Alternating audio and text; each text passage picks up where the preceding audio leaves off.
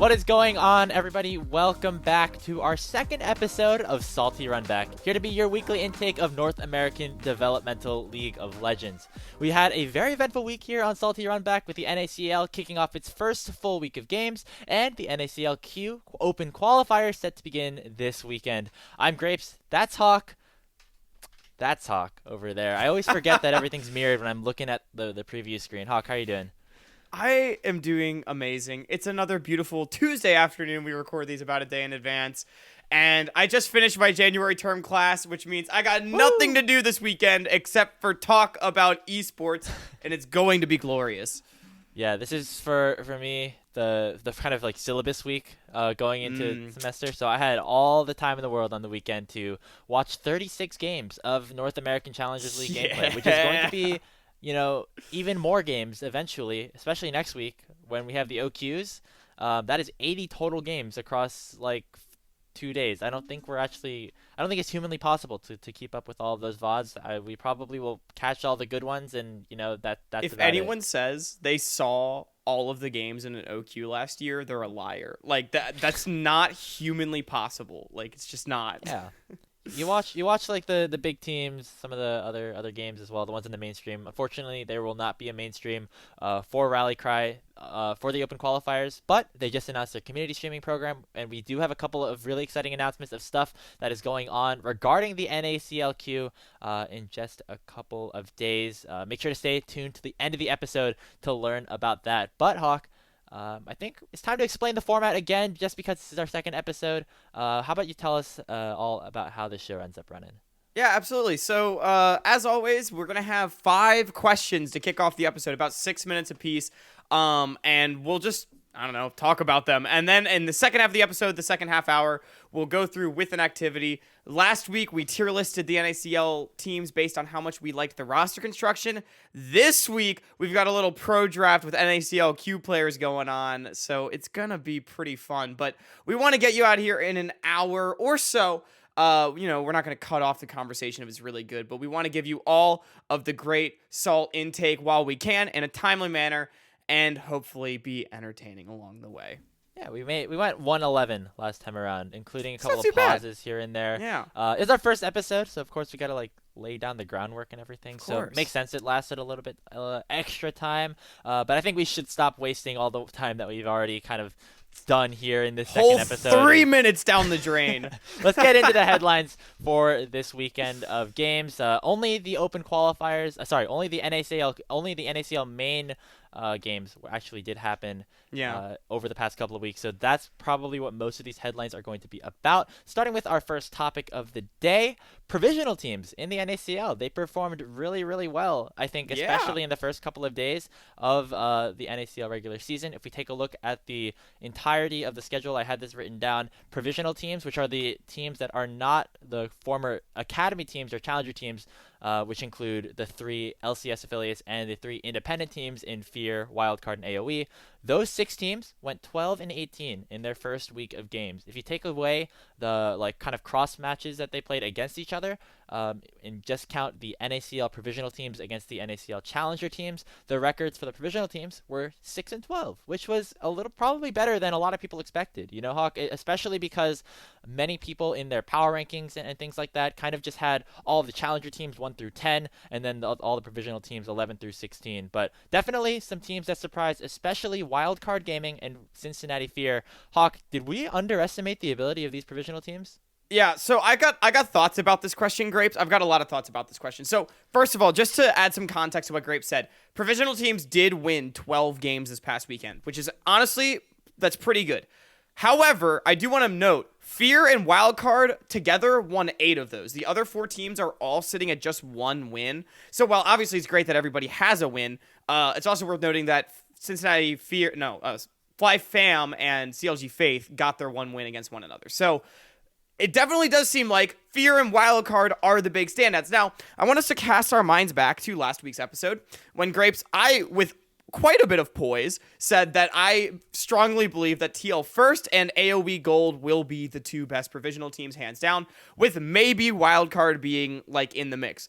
Well, Wildcard is very obviously in the mix. They're tied for first place in the entire NACL, but Cincinnati Fear is the one I want to talk about, Grapes, because I think we both really underestimated this team's ability. Yeah, I mean, going into the regular season, we talked a lot about this in our power rankings episode or tier listing episode from last week, but my biggest concern about Fear was definitely not the top side of the map. I thought Faisal, Perry, and Shochi all were very capable players who I thought, had a chance to get promoted into the NACL challengers teams, like the old academy teams, to say. And honestly, looking at those 6 games that they played where they went 4-2, Faisal, Perry, Shochi all looked amazing. Faisal specifically definitely looks like a top laner in the league at this point. He was on things like the Camille, and just really having amazing laning phases. And just yesterday, he absolutely dumpstered Concept. Yeah, Concept didn't look like a top laner this week. We'll get to that a little bit later. But the biggest concern I had for Cincinnati Fear was actually the bot side of the map. I mentioned earlier last week that Manui and Trevor kind of throughout the past couple of years where I've been following them in amateur, never really looked like they were at the top of the table in terms of performers in the bottom lane. But honestly, looking at their performance in the past week, that is what really has kind of maybe shifted my mind about this team, for being maybe one of the bottom to middle of the pack provisional teams to maybe one of the ones at the top who could maybe even compete for top half of the league. Maybe it's like a house buff, maybe it's because they're all living together or something else. But I mean, and obviously when you take a look at who they have played against, you see that Manui and Trevor specifically played against Kim Down in his first ever competitive game in the NACL, and they played against Sketch and Plux, who were not even originally supposed to be a bot lane going into last year, and they also went against Array and Prisma, who I thought had the most impressive performance against and with. Which was the most impressive part for me. And so, honestly, Cincinnati Fear definitely looking like a very competitive team. And I think the bot lane being solid while the rest of the top side is going to do the work. That's going to be their formula. And I'm excited to see how it continues in the next couple of weeks. And what's impressive to me about Fear as well is that it feels like this team isn't just winning because they're getting lucky, but through strong fundamentals. And especially as you sort of highlighted, laning. And so if Fear can keep that up, that's a really, really strong foundation to build a team on. They're not cheesing wins or anything like that. And speaking of that, Wildcard sitting up 4-0 right now and 2-0ing IMT Challengers and AOE Gold, who I felt pretty strongly would be the best provisional team coming in. Who, just to give a shout to AOE Gold, I think they still look pretty good despite being 1-3, but I want to talk about Wildcard. I remember, Grapes, last week on the episode, we were concerned that this team might not look as good without Shrimps or Wixie. And not only that, someone we didn't really talk about too, Argentum Sky, the coach that got a lot of credit for these very creative drafts that seemingly elevated Ginger Turmeric, at the very least gave them the signature style in the Proving Grounds last summer and really threw a lot of academy teams off their game. I think it was fair to say there were some questions about whether or not that would return, what the drafts would look like for Wildcard. Well, clearly this team still does not give a shit in draft. They draft whatever the hell they want. And not only that, but it doesn't feel like they're cheesing wins with cheese picks. They're drafting creatively, but the team's fundamentals and especially their coordination for week 1 looks astounding. And genuinely, this team looks like they could contend for top of the table with how they've been playing. Yeah, I mean, if you asked me, like, there's a team that would lock in Zach, Blitzcrank, and Garen in the first rotation of a draft, I would say, yeah, probably not likely, but if it was to be any team, probably Wildcard. And that is exactly what they did. Their comps are really cool, right? I mean, they incorporated Zach and Oriana into almost every game that they played, and Saligo looked great on that Oriana. I know he was a player that we didn't really talk about much when we were discussing Wildcard, but just finding these amazing engages, these amazing shockwaves, and then Moose Hater kind of just doing Moose Hater things. I think that Wildcard, of course, the competition level isn't like the top of the table of the teams that they have played in week number 1, but in terms of teams that we were expected to beat Wildcard, I mean, they were definitely 2 of them, probably. I mean, AOE I know we had as probably the best amateur team or provisional team coming in, and IMT Challenger is still a challenger team, and they had a Blaze Olive literally subbing in and still got 2-0'd. Yeah, and seriously, wild card. I just am such a fan of the way they play. I know I was also not sold on Moose Hater last week. I'm still not gonna like immediately buy in, but Moose Hater really impressed in week 1. Just because we're running low on time for this question, I do want to give a shout out to the other provisional teams as well. I will say, coming in, I don't know. I don't want to say I expected this more than other analysts, but I did expect competitiveness from the provisional teams coming in, most of them at the very least. And so I will say I think most of the other teams are playing to about the level that I expected. AoE splitting games with Fly Challenger is a great look. Team Liquid First as well, picking up a win. I believe against, what was it, 100 Thieves that they got a win against? Or they beat EG. EG, right. Thank you. And so, point being, like, it does look like these provisional teams are going to at least be competitive, even if they're not sitting at 4 wins.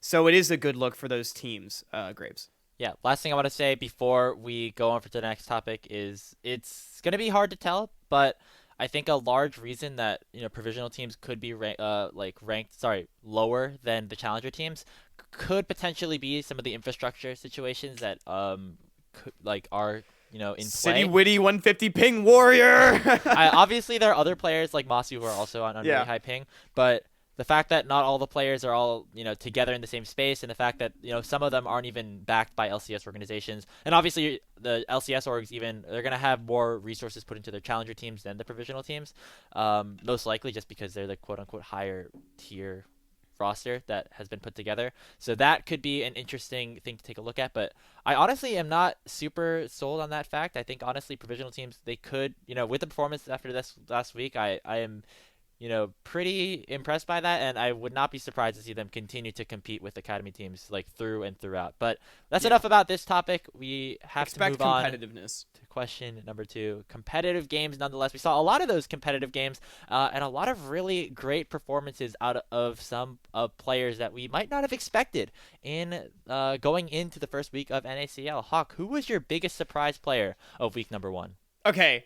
I'm not going to say I didn't expect them to pop off, but young mid dude is smurfing it on Golden Guardians Challenger. Look, they might only have 2 wins, and honestly, Young might be in ELO hell right now. Up against Fear, he clawed game 1 back by the skin of his teeth on the Kassadin.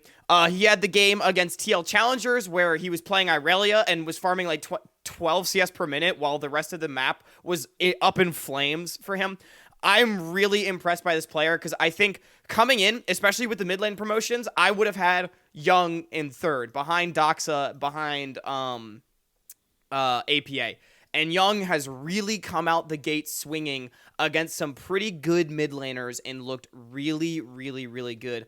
I have some honorable mentions as well, but that's just right off the gate. I know I was hyped about this player last week, and I just feel very vindicated and happy to see Young Mid succeeding at this level. Yeah, I believe there's 5 mid lane promotions up to the NACL. That was Darkwings, APA, Shochi. 6, I think. Shochi, Doxa, Blaze, and Young. And Young definitely was a very deserving one. I had him on my list as well. That Silas game against 100 Thieves, really impressive, as well as, of course, the Kassadin game where he just absolutely turned a completely doomed situation. I mean, if you go back and watch that game, I've been taking notes on all of these games, and I already kind of penciled in that Fear were going to take game number 1, and then I look up on my screen and Young picks up a triple kill in the middle of nowhere 30 minutes into the game, and basically solo wins them that game. And so really impressive stuff out of Young. In terms of other players, specifically out of challenger teams, because I know we talked a little bit about the provisional teams already, I thought Masu out of FlyQuest Challengers had a really good match against TSM Challengers. I think against his first series, against AoE looked okay, didn't look great, and he looked fine in a lot of the games, but I was specifically impressed by his play against TSM Challengers, especially game number 2 where he was on Lucian. Basically Yuji Spyrax, who are the duo that in the mid jungle that kind of take over the Rift in basically every game that they play throughout NACL. They focused all their attention bot lane in game number 2. They got Masu's Lucian ahead. He had 2 kills in the first 5 minutes or so. And he, made it work out, despite being on literally 120 ping on the other half of the country throughout that match. He, I think, went 15. He had 12, at least 10 kills on that Lucian by the end of that game. and of course, with the help of Eugene Spyrex, but the fact that he's able to take the resources and really pop off in that game was something that I was really excited to see, because that was, again, as I mentioned last week, a very similar situation to what he was in with TBA. And so now seeing that Masu is able to do that against Wild Turtle and Chime, I mean, it just makes me even more excited to see this team moving forward. Of course, FlyQuest Challengers stumbled a little bit against AoE in that first game, but definitely some props down to him in the bot lane. Yeah, Masu really is. I know he was, for both of us, sort of that player where it's like, I don't know, he could be good, but we just haven't really seen a lot. We don't really know how he'll look on a different environment than TBA, and seeing him look good in week 1 is definitely great. Masu was on my list as well. I'll just shout, I had 2 other honorable mentions. I'm just going to shout them out really quickly. I think Goo has looked fantastic on FlyFam. Look, y'all were sleeping on the top side of the map for FlyFam. Let it be known, I S-ranked them. Yeah. They might only have 1 win, but I'm still hyped about this team. And then also Faisal, I know we talked about him earlier, but I expected Faisal to be good. Faisal has been excellent, and I'm very impressed.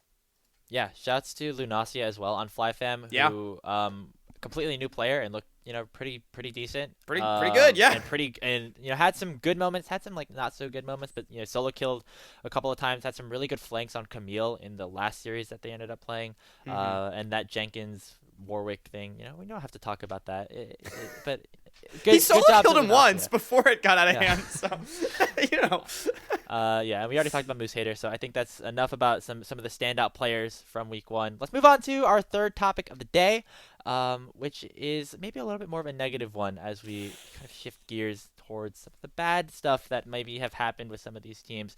Hawk, are we ready to hit the panic button on any team through this first week? I personally would say no, specifically for these 2 reasons. One, it's the first week, and I think that a lot of things can maybe be flattened out and solved in the next couple of weeks, especially for the provisional teams who do have to work fast. But there I think were bright spots for all 6 of those teams, and I'm not ready to really rule any of them out yet. And second of all, a lot of teams were playing with subs. I think that's something easy to forget. But Hawk, what are your thoughts on this topic? Who are we hitting the panic button on? Who are we blow up this roster right now? Well, not really, but Grapes. I hear everything you're saying, and it is perfectly logical, but the people want the blazing hot week 1 take. So I'm here to give it to them.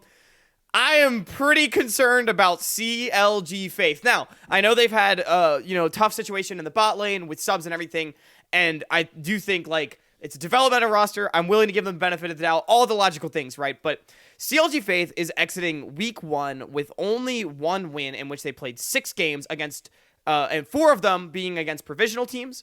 And they only won 1 game in a game where they had tremendous draft gap. Their series against FlyFam yesterday, I thought both games, FlyFam's draft was abysmal. And in game 1, FlyFam still managed to get it back because Goo and Blaze and Lunacia just played like absolute psychopaths trying to pick off CLG Faith. But Faith was up 5,000 gold at 20 minutes. Still somehow managed to lose that game with, I think, a great draft. Then going into game number 2, they ban away Lunacia's Camille into the Cassante, which was the one thing that I said could win the game for FlyFam that game. And FlyFam then had an even worse draft. It was the exact same draft except for Lunacia's top lane pick. I don't even remember what he played. I think it was Renekton into Cassante. And CLG Faith managed to win, but only barely. And I think if FlyFam drafted better, I think that was a 2-0 series. FlyFam, to me, looked like the better team. And while that isn't necessarily good CLG Faith, I'm glad they got a win. And again, it's a developmental roster. I hear that. But FlyFam, I think, has also looked like one of our weaker teams here. And I think barely being able to claw out a single win against them when you're sort of draft gapping is just really, really concerning to me. That's the hot take. CLG Faith, they obviously the first 2 series did not look great. Again, role swaps and all. Getting 2-0'd by Fear, definitely pretty rough, especially how one-sided a lot of that ended up being. But the one thing I do want to say is I actually do think that their game 2 against FlyFam was pretty solid. Of course, Instinct and Sword looked pretty good throughout the early game. But at the end of the day, Bijani really popped off on the Cassante at the end of the game. At the end of that game, It's and easy of to course, pop off when no one can kill you. despite being behind, I think the soul lanes for CLG Faith was my biggest concern. The Bay State duo Bajani and Saranac. I know that they're strong collegiate players, but that does not always necessarily translate into the amateur / academy scene. But so seeing Bajani pop off, I think Saranac had a couple of good games here and there. Pretty promising for me, and I think hopefully once a lot of the roster issues ended up getting solved, that should hopefully be kind of a turn towards the better for them. In terms of other teams that maybe their record isn't necessarily as high as we were expecting, I see 100 Thieves challengers and Evil Geniuses challengers both kind of in the middle of the pack.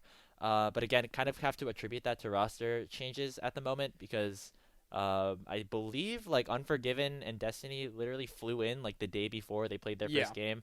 Unforgiven looked pretty questionable his first game of Challengers League, but then went 10-0 on Lucian in his second ever Challengers game. So I think that the duality of man. I think it's just maybe the jet lag setting in for them. Also, EG played with Robbie Bob and Mobility throughout this first week and had a pretty tough schedule. Specifically had to play against C9, and I know that was supposed to be a really hyped up matchup, but when you had 2 subs in your carry positions, definitely not where you necessarily wanted to be. And I thought Robbie Bob and Mobility looked pretty solid, but having just the stability of Ryoma and King eventually, who are just rocks in the Challenger system, I think will definitely be helpful for them.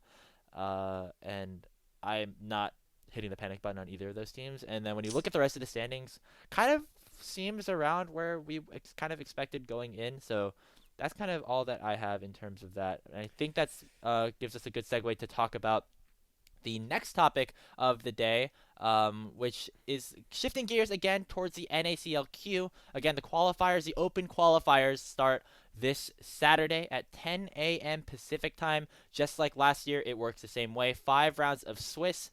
The first 2 games will be played on Saturday. The next 3 games will be played on Sunday into the 16-team GSL, blah, blah, blah. Very similar format to 2022. And it should be a very exciting time for the qualifiers. However, something that is interesting to take a look at is that there's a lot of these top players and people that I know I personally was excited about, and I know a lot of other people were definitely excited about as well, who currently, as of Tuesday afternoon when we're recording this, have not been signed to a NACLQ team yet. They have not been announced to compete on a roster. Just right off the bat, Zamudo, Griffin, Toasty Alex, Actor, Yumichi, Crimson, Draco, Dapshin, Donbray, TC Porsche, and then if you look at the academy scene as well, you see names like Tony Top and Will, just people that I would have expected to try and continue to compete, and they are not on a team so far. And obviously, the change in the ecosystem is always a conversation that we have had. Hawk, do you think that it's a problem that some of these players have not been announced to rosters just yet? Yeah, so I think this is an interesting question. I see this as to answer the question, yeah, I do think it's not necessarily a problem, but I think it's maybe a little bit concerning.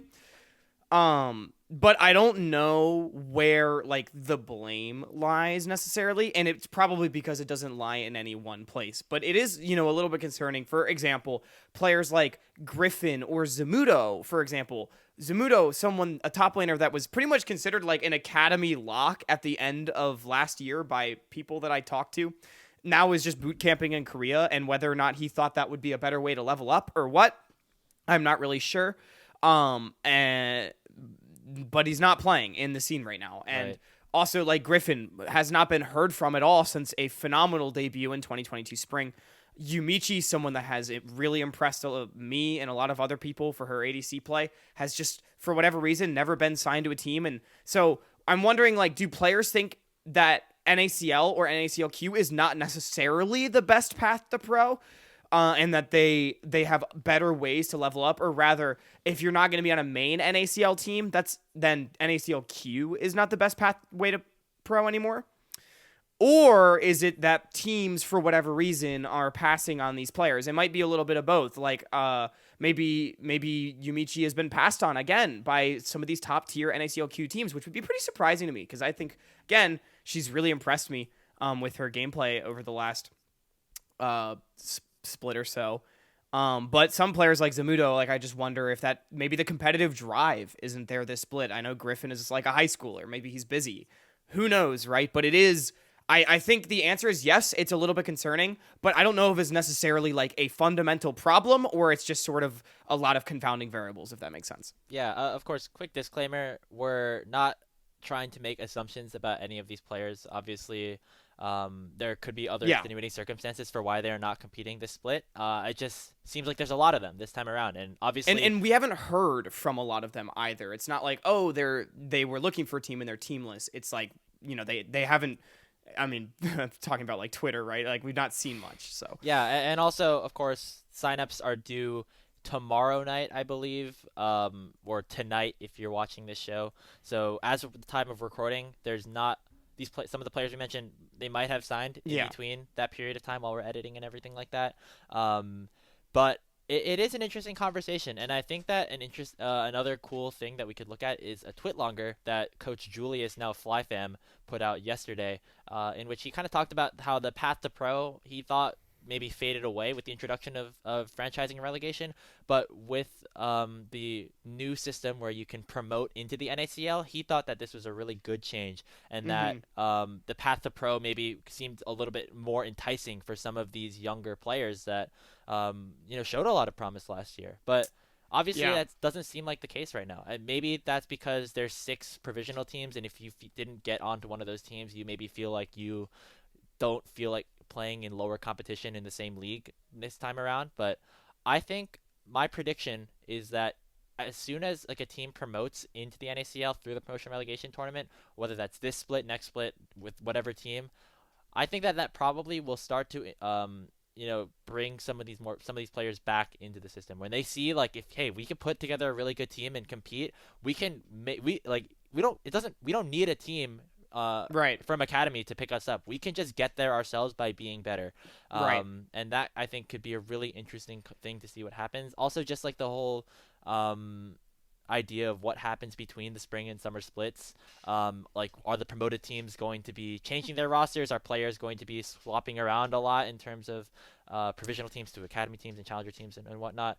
But I think that's just kind of where I stand on it. I think starting off, just seeing the fact that like there's going to be 6 less like competitive rosters available in NACLQ might be something that these players aren't super excited about. But I do think that eventually this will, the drive maybe will start to be back because the path to pro is a little bit more defined now. Yeah, I would guess a lot of the players that we listed before were mostly either, they just didn't want to play the split for one reason or another, or they weren't actively looking for team, or they haven't been announced yet. That would be my guess. I doubt that a lot of players were passed on, and I don't want to pass judgment on any teams, players, or anything like that. But Grapes, you did bring up my one concern about promotion, and then I'll get into what I like about it is, once teams get promoted, are they going to run with that same 5, or are they going to be like, all right, we got promoted, the org is in, and then the org will go ahead and try to field a quote-unquote more competitive roster by signing quote-unquote more competitive players. Right. That is like my one concern, and I hope that doesn't happen. But the good thing about this is, I was ragging on CLG Faith a little bit, right? Because while I'm not ready to blow up the roster, I'm giving the hot take, right? Like, I am concerned for them moving towards like promotion relegation. And I know they, again, have been having issues in the bot lane and totally outstanding circumstances. No one's fault in particular, right? But that's how it is. And instead of like, they could just pick up Scooped or Azog or Scary Jerry, one of these great NACLQ ADCs. If I'm Scooped, Azog, Scary Jerry, or any of the ADCs in NACLQ, I'm sitting here licking my lips thinking, I might just be able to promote my whole team and get past CLG. I don't want to join them. I want to beat them, and I think that's great for the ecosystem. I'm really excited to see the promotion relegation. Obviously, we have to get through the NACLQ first, but I think it's going to be pretty cool, which I think is a good segue into our last topic. Again, we're going to keep this one a little bit short just because of time, and we're almost at the half-hour mark already. But it's another ethical question, though.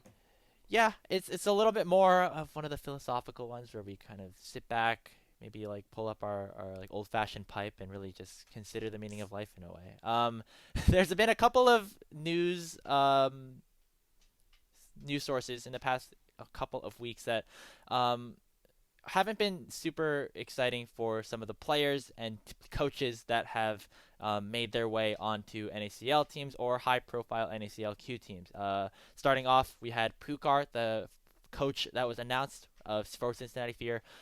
He was released a couple of days before before that roster ended up competing in NACL. And also talking about the NACLQ qualifiers, the Supernova support Detro put out a post saying, "Hey, I was kicked from Supernova. Don't know really how or why this ended up happening, but just really sucks." And obviously, it sucks to see people who thought they were going to be getting great opportunities have them taken away before they even get the chance to prove themselves in a game. But Hawk, these changes happen for one reason or another. Is it always the bad move, and are these organizations always in the wrong? Yeah, so this question's a little bit tricky for me as well, and I guess probably for like the 5th time this episode, risking playing the bad guy here a little bit, because I'm going to preface my whole argument with saying I actually believe that organizations do reserve the right to change players or staff or whatever if they think it'll benefit them, as long as they're not like breaching contracts or anything like that. Now, that's just going to be like my infinitive statement. I'm going to let that one stand and say, but that doesn't change the fact that depending on the circumstances of each individual coach or player or staff member or whatever, it can be incredibly scummy. It can feel bad. I don't really know how contracts are structured, if there's really contracts at all in this level of NACLQ play, and how that all works. So I don't know how legally binding they are. And by and large, while I do believe that orgs reserve the right to do what they are going to do, as long as they're not like breaking any rules, I do think that protecting players is really important. And if there's not already, there should be a better system for making sure that players and staff members know what they're getting themselves into. So I think basically TLDR, I think the orgs reserve the right, but there needs to be better systems in place so that the orgs don't have as much power to screw people over. Does that make sense? I see where you're coming from. I think the biggest thing, and this probably will be like the last thing that I have to say about this, is, if you are making these roster decisions and then immediately after you announce something and have everything locked in, and see, you feel like you have to make a change, like that doesn't, like, there's something going, either something like is really unexpected, in which case like you should be able to voice your concerns. Hey, we really thought that this was going to be a problem, or you should have made that decision beforehand, right. and before you ended up locking people up to contracts, before other organizations had to rescind offers that another player or coach was given. It just feels like if you are going to make that really hard commitment to go with a player or a coach, you should at least give them a little bit of runway unless something goes horrendously wrong. And if you really think that a change has to be made, that's probably something that you as an organization messed up with along the line somewhere to even have gone for that choice. I definitely agree with that. Thankfully for Pukar and Detro, they do have new opportunities, and we will be cheering them on. Detro is now the support for, I believe the name is Godel Gamers, who is the roster that was announced with Trickster. And Pukar will be coaching Lit Esports, another team in the NACLQ, with a couple of really exciting names, some of whom might be mentioned in our part 2. But that's going to do it for our headline section, and we're going to move on to the second part of the episode, which is where we will be drafting our dream NACLQ teams. All right, here we are, part 2 of episode 2 of Salty Runback. This is the segment where we get to have a little bit of fun and focus in on some parts of the NACL ecosystem that we are particularly excited about. And what we are very excited about, Hawk, is the NACLQ Open Qualifiers, which start on Saturday. Again, these teams will be fighting throughout the next couple of months to fight for qualification points to earn themselves into the promotion relegation tournament, where they will be up against the bottom 4 NACLQ Provisional teams, who we talked about some of them being good, some of them being not as good in the first part. But now we have a whole list of players set up. Not all the rosters have been announced for Saturday just yet, as we are recording this on Tuesday. The rosters lock on Wednesday night. But some of these teams have made announcements with some pretty exciting rosters nonetheless. And what we will be doing is picking out who we think the best of the best are, highlighting some of these players that we really like, and forming our dream teams to take on the NACL provisional teams. Hawk, let's explain to us how this format works. All right. So we all play the game League of Legends, right? You've probably seen Prodraft before. We know how tournament draft works. Well, what if instead of drafting champions, we drafted the NACLQ players so that Grapes and I could each construct a super team of our making to take on the NACL? That's what we're going to do. That's the format. It's going to be great. Yeah, so if you didn't exactly catch on what's going on, it's 5 picks. We're going to each draft our champions in a snake order, but it's the same as League of Legends, where we're going to ban 5 players as well. 3 in the first phase, 2 in the second phase. That way we can maybe target some of the pools that we think are weaker or stronger in terms of players in their role. And it guess maybe adds a little bit of nuance to, talking about some more people instead of just naming the 2 best players in each position. So that's how we're gonna have things set up. Hawk has a whole litany of pictures and photographs that he will be live producing on the spot for us. So very excited to see how that goes. But maybe Hawk, you want to pull up the rosters real quick for the current announced teams, so we know what kind of pool of players that we're working with really quickly. Yeah, so here's the rosters up on your screen right now. Obviously, a few more than we had last time around when we recorded. All right, I got to make sure to count this time so I don't fuck it up. We have 11 rosters. There we go. We have 11 rosters this time around. I think last time we only had 7, with Lit, Godel, Team Fish Taco, and Chaotic being the new kids in town. Pretty hype rosters have been announced too, and again, sort of similar to last time. My opinion is sort of the same in that I feel like all these teams sort of have some sort of exciting piece that they've built around, and there's also quite a few players that I know a lot less about, so I'm really excited to see them play. And obviously, Supernova position is blank. We sort of talked about that at the end of last segment, but Grapes, is it time? Do you have anything else to say about the rosters before we jump in? No, well, we'll talk about the players that we like once we start picking and banning them, if you know what I mean. You're on the blue side to start things off, which means you get the first ban of the day. Take us through your thought process here. All right, so here's my thought process in general. I'm just going to straight up say that I think that there is one position that's a lot better, like a lot deeper than all the others, and one position that's a lot weaker than all the others. Pretty obviously for me. So I am less concerned about both of those because and I'm not going to I don't want to say what they are because I'll say them at the end, but Grapes, I don't want to give you too much information. I'm not reading you right now. But so I'm going to sort of focus on the other pools. So I'm going to go ahead and right off the bat, I'm going to probably go ahead and ban out Scooped, because he's too good. That's an interesting one. Okay, Scooped taken off the board. Hawk's gonna set up the Photoshop image. I don't think that there is a Scooped Prodraft picture. So just for the record, I took every player's picture from Leaguepedia, but if they didn't have one, I improvised. So some of them are gonna be pretty goofy, but we go with it. Okay, so Scoop taken away. If you didn't know, ADC for native. I think he's probably the strongest AD Ice carry. cream Scoop.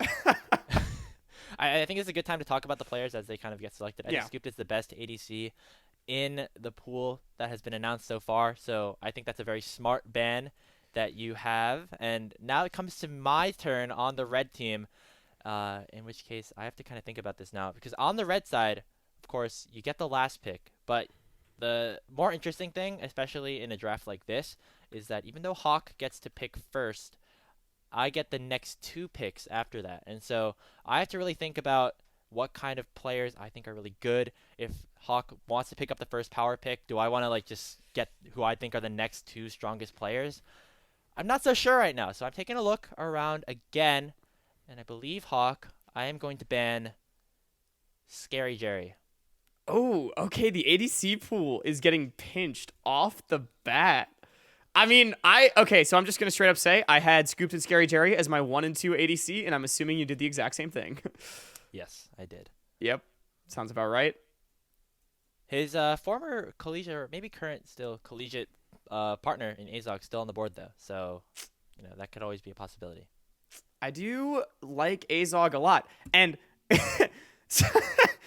and funny enough, I'm going to be banning Azog with my second ban as well. I had Azog as my third best ADC, and I'll just explain the reasoning for this, even though I guess it tips my hand a little bit. But I feel that Scoop, Scary Jerry, and Azog as the top 3 ADCs in NACLQ right now is pretty clear to me. And I wasn't looking to first pick any of them, obviously, which is why I'm pinching the ADC pool for Grapes on his one, too. Interesting. Okay, I'm looking around again. I think there's an elephant in the room that we're not bringing up right now, Hawk. What's the elephant? I don't see any elephants. I only see really bad players that I don't want to pick, and you shouldn't ban any of them. I'm banning Pocket Rhino. Ooh, Rhino. Okay. You want to explain that one for me? The more we talk about these players, the more time I have to set up this. Yeah, Pocket Rhino support alongside Scooped for native gaming. The native gaming bot lane will not be selected. If you don't know and haven't been following for more than a couple of years in amateur and stuff, Pocket Rhino played a lot of CLGF and also was on Zeus Gaming last year. Also sub for Team Liquid Academy, not last year, 2021. He was on Zeus Gaming, which was a really exciting amateur team that went up against academy teams in Proving Grounds and did pretty well. Rhino also was sub for Team Liquid Academy a couple of times, I believe, and now is on a amateur roster again in native gaming alongside Scoop. And I think that he looked really great in their tryouts. I think he is a really great leader and shot caller, and I think that he's a really exciting piece to that roster. So I'm going to be taking him away. That is more than valid. Okay, with you taking Rhino off the board, I'm going to go ahead and ban away Winter for Team Fish Taco, who is also a very, very experienced support. Took a year off in North America. I think he played in Europe a little bit, but he's been in the scene by and large for a very long time. Very, very good support. I believe he's been on some really historically successful teams. He was on Resolve in 2021 summer with Array. He was on Barrage, I think, as well. So Winter, a very, very experienced, great support that I do not want to give Grapes on R1. Also, fan of the show. Shout out Winter. Really, really nice guy. And hopefully is enjoying the podcast episode and the fact that we are considering him one of the best supports in the pool of players that have been banned away. Yeah. Which leads me to if you've been banned, take this as an honor. yeah, this is an honor. Okay. My final ban, and again, I'm really taking a look right now, again, around the pool. Grapes, I just want you to know you haven't banned the person I've been planning on first picking, so just let that make you sweat. Oh yeah, I'm aware. Oh, and really? Now this is a little bit concerning because I have 2 players that I really want that aren't the first pick that you're thinking of. And so I'm debating if you know who they are, and we're going to go 1 for 1 and after I ban your player, or if I give you that guy and I take my 2. Ooh, this is interesting because I'm actually really curious. I think I see who you're talking about. But I don't know. I'm banning Dragoon. This is stressing me out. I banned Dragoon. Dragoon is my final ban. Damn it! I wanted Dragoon. My hot take. Dragoon was your first pick? Dragoon was always going to be my first pick the whole time. I banned Dragoon. Yeah. Oh no, that's so. I called. Well. Yeah. Okay, Hawk. As the person who wanted to select Dragoon with your first overall pick, tell me why you are so upset that I banned him away. Dragoon is just such a great top laner. In terms of, I've seen Dragoon play a lot of different playstyles on quite a few different teams now, and it feels like Dragoon is always someone that can win lane and then impact the game for your team. And Dragoon also, I think there's, he's considered Darius one trick or whatever. I think there's always great threat in a player like Dragoon that has a champion like Darius that you have to respect, but he doesn't rely on to be successful. So I am pretty high on Dragoon for that reason. Yep, Dragoon, top laner for Supernova. Will be playing alongside Azog, and that That's the other Supernova player that has been taken off the board in the draft. But that's so upsetting, Grapes. That's our first round of bans, which means, Hawk, you got the B1. Who are you selecting first overall in this path to pro draft, as we have creatively named? Now I got to think about this, man. I don't know. I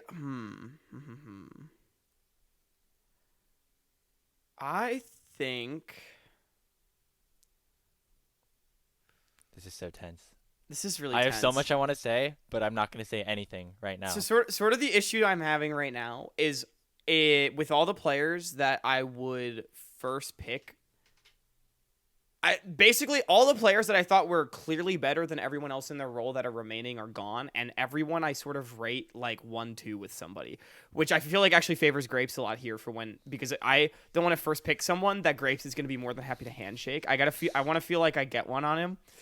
I think I'm going to go ahead and first pick. Ooh. Man, this is tough. Clock's ticking, man. Clock's ticking. I know the clock's ticking. I am going to first pick. I think I'm going to take Niles on 1. Are you sure? I am sure. I'm taking Niles. Taking really... Niles, top laner from Maryville. Okay, now I'm just confused. It appears, Hawk, that we have very different perspectives on some of these players. Really? So Niles, Maryville University, first overall, B1 Niles, if you want to turn that into a meme, because I don't think he really ever first picks for Maryville University. Great, was in the LCS, now back in Collegiate, has dominated Collegiate basically up in the top lane for a couple of years now. Has a lot of really signature picks like the Gangplank and the Gnar and stuff like that. Yeah, if you want to give a quick explanation for why this is your first pick, and then I can... Now I just really don't know what I want to do. So the reason I basically I had Niles as my number 2 top laner. I think him and another top laner both have very similar qualities in terms of what they can bring to a team, but I think Niles is better than the other one a little bit. I assume Grapes will pick the one that I didn't pick. And just when I look across all of the positions here, when I'm looking at who I want to build a roster around, I do think Niles has a playstyle that you can build a roster around and is going to be very dominant in NACLQ. So that's sort of why I'm picking him up. Okay. Take a deep breath. You're fucking trolling, Hawk. I'm picking Fnatic R1. Okay. Fnatic is the best player in this entire league that has been locked in so far. I'm picking Fnatic. So I hear you, right? But let me defend myself a little bit on this one, because yes, no. I agree. It's Fnatic. This guy should be on an academy team. This guy should have been on an academy team for like 2 straight years. Easy pickup. Gonna be the best player in NACLQ.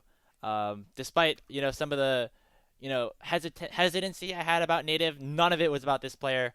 Honestly, kind of a travesty that he's even in the league. I know that you're looking at Trickster and Dardoch and being like, those are players that I can potentially trade off. No, it's Fnatic. He's amazing. He's great. Look, Graves. I hear you most certainly. But I am looking at this jungle pool, and I think Fnatic is the best player here. I will say that. I think Fnatic is the best player in this league, period. I think by a lot. Yes. That's by a lot? I think there's some really great junglers here. I think there are. I think some of the players that, were in jungle that were in amateur last year, some of them just aren't on a team right now. I think Trickster's really good. Dardoch, of course, maybe a question mark as somebody who's coming back from competitive. But yeah, I just think Fnatic is far and away. Oh, Hyper as well. He's a good player. But Fnatic, I think by far is going to really be Fair solid enough. in the scene. Fair enough. And with my second pick, I'm going to take a look here. I'm going with Zyko from Maryville University. I think that right now the support pool looks relatively pinched, and I think Zyko has been really good for Maryville. alongside Scary Jerry and Azog. It really doesn't really matter who he has been with. And yeah, just looked really great throughout the qualifiers last year. And I am excited to have this as my 1-2.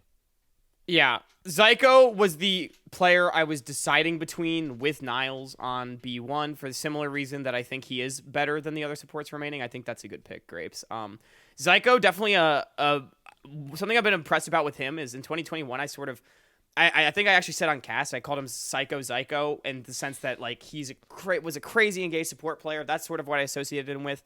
In 2022 and sort of in the fall of this collegiate season, I have been actually pretty impressed with. I think Zyko has shown a lot of flexibility to play more defensive champions. And while Maryville just in general is a very aggressive team, so he's still got that signature aggression, he's not just a tank one trick. And I think that is a great sign for Zyko moving forward.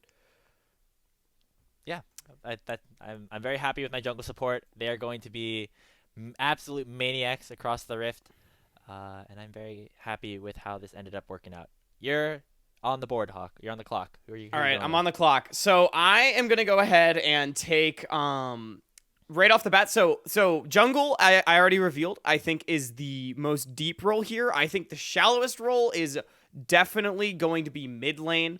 I think mid lane is honestly looking a little shallow, and NACLQ. And based on that, I do want to snap up my mid laner before Grapes can ban some out and then first pick one on red. So I'm going to go ahead and take the one that I said is one of the best young players in amateur. I want Messages, Grapes. Okay. Messages on Native Gaming. So that is everybody on Native Gaming taken away. Yeah. Oh, not yet, actually. There's still Shaki, who has not been selected yet out of the top lane pool. But Messages on third party last year, he looked pretty promising here and there. And I think really impressed specifically in Champions Queue and also... I'm distracted now. What is that? It's Gmail, man. It's a message. Okay. Look, like I said, if they didn't have a Leaguepedia photo, I got creative. We got the ice cream scoop. We got the message. All right. Messages, as I was saying, really impressive Champions Queue for Worlds, and also hit a pentakill against some literal teams that were playing in Worlds, and also at the Native Gaming tryouts was far and away the best mid laner that tried out. And so I'm very excited about this player. My thought process originally, Hawk, was you're going to first pick Fnatic, and I would go Zyko Messages on 1-2. So so that was my thought process, but I think I kind of got still what I wanted here in the 2-for-1. That's fair. That's more than fair that you got what you wanted in the 2-for-1 right there. But Grapes, you might think I'm even crazier for this. I am going to go ahead and not pick jungle right here, and I am going to take I'm going to go ahead and take Pluto off the board. Support for Team Ambition. Interesting. Okay. Pluto, Team Ambition, Grandview University, as you're about to see as well. He looked really solid. I think the biggest thing for him is he's a great shot caller, and so that's going to really help your team. Yeah. All right, Grapes, it's all down to you on R3. Okay, so we already have a little bit of disparity right now. You don't have a jungler. I don't have a top laner locked in or a mid laner. So we have a lot of disparities right now in terms of where we want to go, which means that you can basically pinch the pool of any role that I don't pick up here and don't match with. So maybe the strategy is to do neither and just pick somebody else. And now that I'm looking around, that might be the option, because if I do that, it means that I will have my solo laners for later, and you can only ban one. Never mind. I'm picking Town. You're taking Town. All right. Good choice. I would have banned him if you didn't.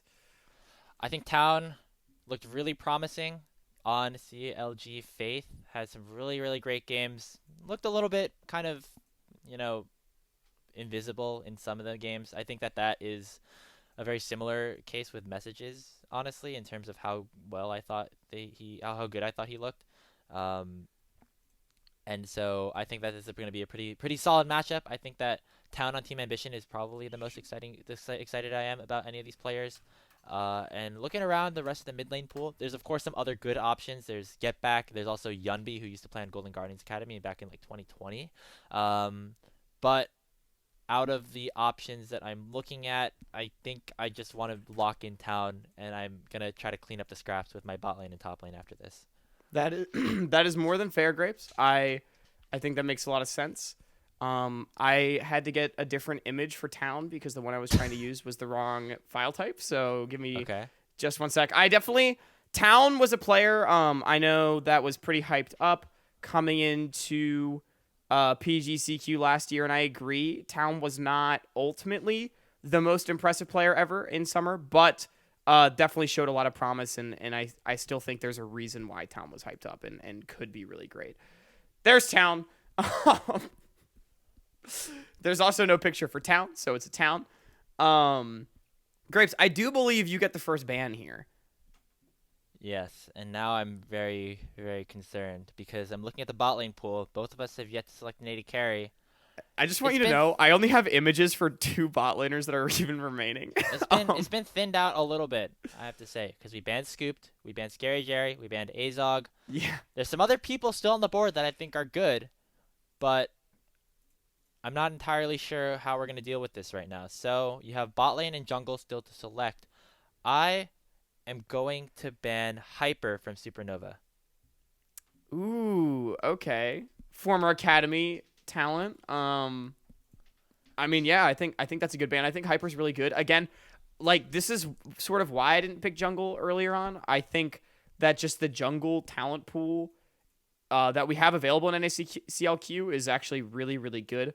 There's a lot of great players that are gonna be competing in this split, so I didn't feel like, even though Fnatic, I do agree, is an amazing player, is definitely one of the best, players like Fnatic are why that I felt I could afford to fall. Very fair. There's still some other really good junglers on the board. I'm sure you'd be happy with any of them that you end up selecting, honestly, because I don't think I can ban them all out at this point. But yeah, your turn. You got to ban. All right. I got to go ahead and ban. Man, dude, I might have to do it to us. Great. So you don't have a top laner and an ADC. And here's the problem. Grapes gets first pick after this. So I have a feeling what Grapes is going to do is he's going to use his next ban to ban out the other ADC that I really want, and then pick the one that I don't want. Well, that doesn't actually work, because then if I ban it, then you're just going to ban the other one. If we're both seeing the same two, you get the option to Grapes, elect you're a into the genius. gambit at the end. So Grapes, you're a genius. You can either go for the trade, or you can go for the flip flop here. You're right. I don't have to preemptively ban an ADC because I get the last ban in this phase. Wow, I'm so smart, guys. Okay, then with that being said, let me go ahead. Oops. Okay, let me go ahead and ban out. I'm gonna ban out Olorum then in the top lane. Very, very consistent player for Team Fish Taco. It's sort of in many ways like not that this should be the narrative, but I do think some people do consider Olorum to sort of be like a gatekeeper for amateur. Grapes, you have any thoughts on that? I was really considering Alorum as my top laner because I don't know how realistic we're going in with this, but my players are all relatively young. I know Fnatic has had a lot of experience, but having Alorum there, it's kind of just this rock in the top lane that has in the past, and I think still currently can kind of just go blow for blow with Niles up in the top side of the map. That would be very, very important for me. I still see some other decent top lane options here that I have to select, but you definitely took away one that I was really considering. So really smartly played by you, and I think I'm going to do it to us here, Hawk. I am going to ban Sophis Sage on Horizon Gaming. Oh no, we're gonna do it. I'm gonna have to find new ADC images. I had 5 on my board, and I think they're all gonna get banned out. Grapes, tell me why you're banning out Sophis Sage here. Well, Sophis Sage, I think, actually looked amazing in CLO on base state. I know we were talking a little bit about why I wasn't super confident about Serenok and Bijani, at least in NACL, but I think that Sophis Sage looked very good mechanically as an ADC. And again, this is not NACL. This is a level below that. And in terms of kind of the ADC pool, I think he's definitely up there in terms of people that are still available, especially after we have taken a lot of them away at this point. Yeah, I should have anticipated this, but I agree. I think Saranac and the bottom lane, specifically Sofa Sage, were the best parts of that Bay State roster. They are the reason why that team got to top 2. And so not to take anything away from the other success of that Bay State roster, I do agree. I think Sofa Sage is a great player. I'm honestly kind of excited to see Sofa Sage not on Bay State because through pretty much, I think every tournament last year, Sofa Sage just played for Bay State, which... So, and they only made one group stage. The Bay State roster as a whole struggled in the amateur environment. And so I am sort of just looking forward to seeing if this player on a different team can actually really elevate and sort of match up against everybody else. But Grapes, I got to do it. As much as I want to reunite Aaron and Pluto on my team, I know you would pick him with your first pick. Aaron, out of here. ADC pool, consider it pinched. Yeah. I think we kind of knew this was coming when our first 3 bans of the game were all 80 carries. Yeah. Aaron, of course, on Team Ambition with his former collegiate bot lane partner in Pluto. Now he's playing at SLU, I believe, as well. So I think he's really solid. Was on CLG Faith last split. Looked fine. He didn't really stand out in terms of like all of what I was expecting out of him, especially from watching him in the Midwest Esports Conference for the past year. But definitely one of the top marksmen still left on the table. And in terms of other ADCs that we could still pick up, it's looking relatively thin at this point, Hawk. But I still think I have the better edge here because with my R4, I'm going EU Red out of Team Fish Taco. Oh, this is so bad for me. I might have drafted myself into a hole. Tell me what EU Red brings to the table, Grapes. So if you haven't been following just NACL or PGCQ in the past year, if you've only been following PGCQ, you might not know this name at all. But EU Red is the ADC for Team Fish Taco. He has been the ADC for Team Fish Taco for a couple of months at this point now, I believe. Let me just pull this up really quickly, his Wikipedia. Yeah, so he was a sub on the team throughout the summer split, and then joined them throughout UPL. And on UPL, he won. He finished first place. He beat UST's roster in a best-of-5 5-game series alongside Alorum, Trickster, Toasty Alex, and Trevor. And so I think I caught a couple of games in that series, and he looked really solid. He was like a very capable player down there in the bottom lane for the side of Team Fish Taco. And in terms of the ADC pool right now that are known quantities, he is kind of the last off the board, and he's not even really a known quantity at all. So that is my R4 pick. Yeah, I think as an R4 pick, that one makes a lot of sense, and that definitely puts me in a tricky spot with the ADC pool coming up here. We are running low on time. We're at like 27 minutes of this segment, so we should wrap up the rest of this. All right. Let's get through this then. So that's EU Red getting picked up with my last couple picks here. So I need a jungler and an ADC. So as Grape said, I do think there are some really great junglers left remaining. And the one I'm going to pick up is going to be the Odd Orange, the partner in crime to Niles. Grapes, I hear you reacting to that one. Are you a fan of Odd Orange? You're not a fan? So synergy-wise, this makes, of course, a ton of sense. Odd Orange and Niles, they're like kind of the Hyper Chad top-side duo that will Renekton and Elise dive you level 3, level 4, level 5, and level 6. So I think that makes a lot of sense. He's been pretty good. Of course, Iconic has also been playing on Maryville throughout the last half of split or so. I don't know exactly if he's going to be playing with them here, but listed on the roster is Odd Orange for this upcoming NACLQ split. I do think that Trickster, Dardoch, even like RBM, Munchie, all great options. Also, shout out to King Nidhogg, who is like a streamer and now is going to be playing on Horizon Gaming. I think every time I watch him play, I think to myself, wow, this guy is very, very smart. And I think that this actually could be a team in Horizon that maybe goes a little bit farther than people expect. But yeah, I see where you are in the sense that there's a lot of really good junglers, and Odd Orange is definitely one of them. Yeah, Odd Orange I do think is really great. And honestly, this I don't know if this is a hot take or not, but I do actually think that Odd Orange is looked better than Iconic for Maryville last year. I think Iconic coming back to Maryville in summer looked good, but not great. And I think Odd Orange actually seemed to be a really big proponent for the team's playstyle as a whole.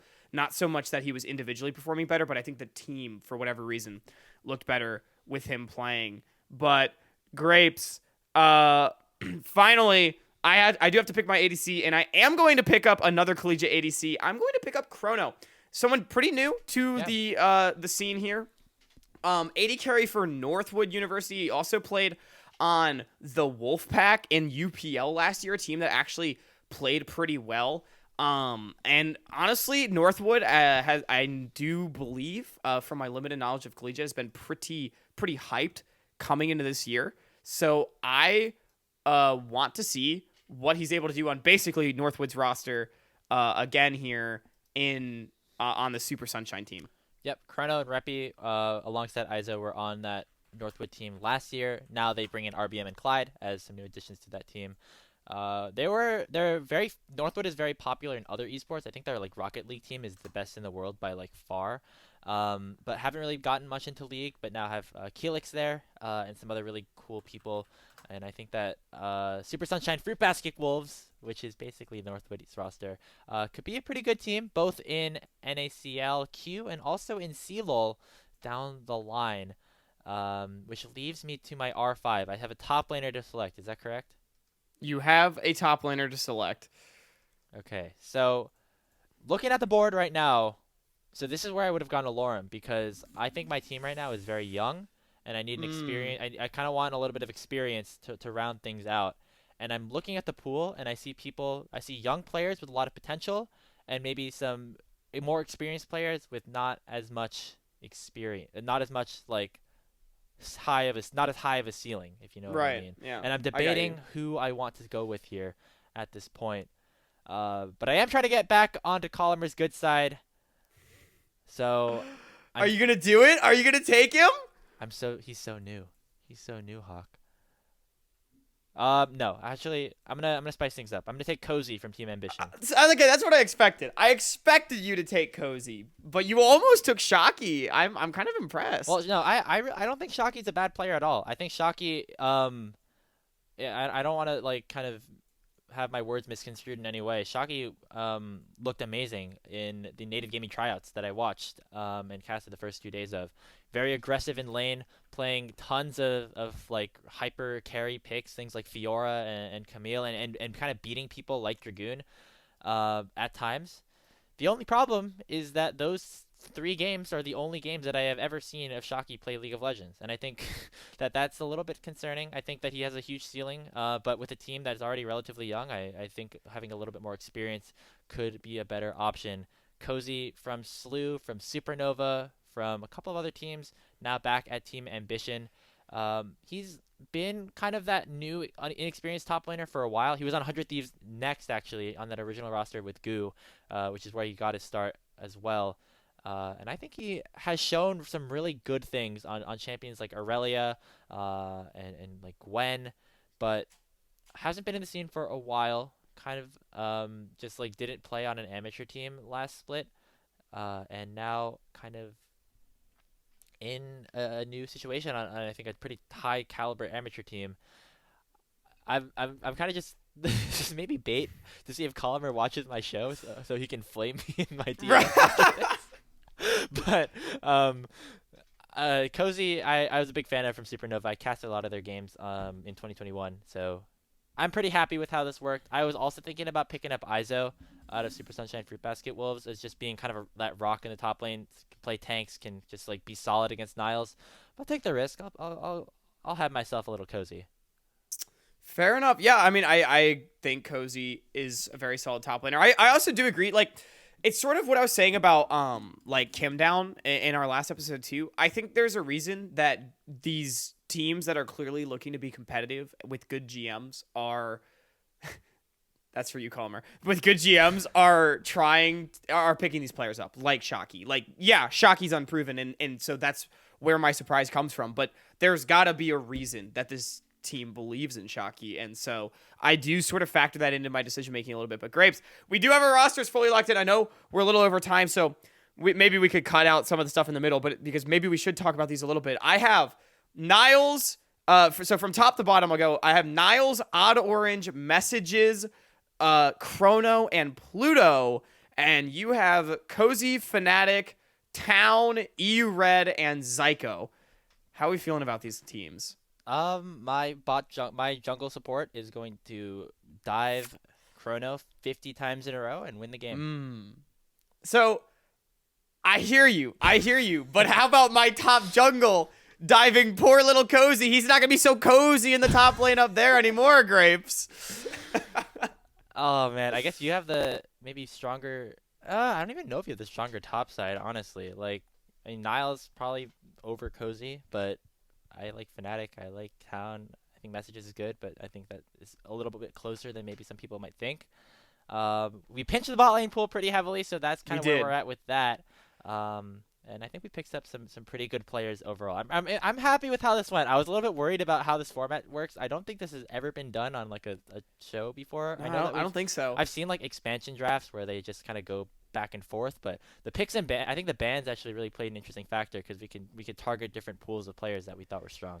Yeah, I thought this was cool because I feel like we pretty much each went down like our top 5+ list of like each role and sort of had to factor that in. I do think that this was actually really cool, especially because like a lot of, especially in the first 6 bans, a lot of really great players got taken away. And so, I mean, Grapes, I don't know about you. You got who I had rated number 1 in jungle. I got who I had rated number 1 in mid. And then like the top 1 or 2 in every other position kind of got pinched out. Yeah, it's very interesting. And obviously, these are just kind of our opinions from the outside looking in. We don't have access to scrims or anything like that. Right. So we're just kind of going off of what is publicly available. And what will be publicly available in a couple of days is the NACLQ Open Qualifiers. They are happening on Saturday. As you're watching this on Wednesday night, if you're watching this on Wednesday night, live either on our watch party on Twitch or our YouTube premiere, there's some of the teams that have still not been announced, but they will be locking in tonight, I believe, at midnight. And then, Hawk, we got something exciting planned for Thursday. Yeah, yes, we do. We've got a very exciting Thursday plan, Graves, because there's going to be an unofficial NACLQ reveal show on Thursday night over on one of the stream. I mean, it's going to be Summer and all of them doing it. What Twitch channel should I direct you to? So the reveal show, which we did last year and had a lot of fun with, will be this Thursday, which is January 26th at, I believe, 7 p.m. Pacific right after time. LCS. Basically right after LCS on twitch.tv/SmaxHide. It'll be Summer or Smax, Alk Battery, and Ravishing Ravish taking you through the reveals of all 32 teams. And immediately following that, they're going to be heading straight to us for a live reaction special edition episode of Salty Runback, where we'll go through all 32 of the teams, highlight some of the things that we thought were interesting, both about the selection process and also previewing the next couple of days of Open Qualifiers. And I'm just really excited. It's going to be a really fun time. We're going to be live streaming an episode for the first time, which will be cool. And also, we have some potential plans for co-streaming some of the Open Qualifier matches. Have not had all of that locked in just yet, but make sure to stay tuned. We'll probably have more information at our live reveal show recap. But overall, really excited. We got a lot of NACLQ business to be attending to this week, Hawk. Yeah, we really do. As you said, I would be surprised if you didn't see our faces in some capacity on Saturday and Sunday during the OQs. We don't know exactly in what capacity, but we'll announce that when we do. Catch us on Thursday night after the reveal show. Catch Summer on her channel with Ravish and Alk Battery doing the reveal show immediately after the LCS, TTV, Smacks Hide. You'll see us on Salty Runback. And as always, I know, Grapes, I don't know if this episode was controversial, but I feel like we got to highlight the depth of talent in NACLQ. We got to touch on some of the hotter topics in NACL. And the best part is, if you don't like what we said, you can take it with a grain of salt. I've been Hawk. That has been Grapes. Hope you all have a good night.